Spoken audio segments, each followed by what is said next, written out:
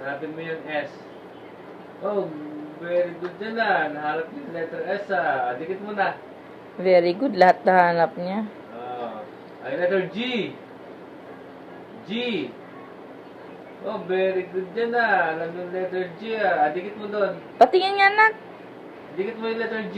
Ayun. Dikit mo. Bilis. Letter T. Wow, very good dyan na. Letter T ah. Ipakita mo yun kay mami. T. Very Dikit mo. good. Wow, yay! Letter U. U.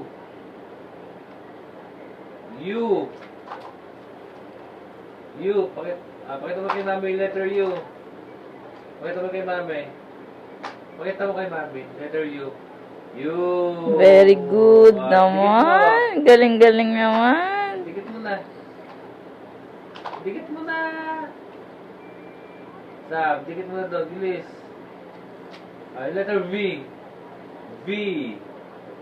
Letter V. Pula yung pula. Pula. Hindi mahanap yung pula eh. Sige na, alam yung letter V. Asan na?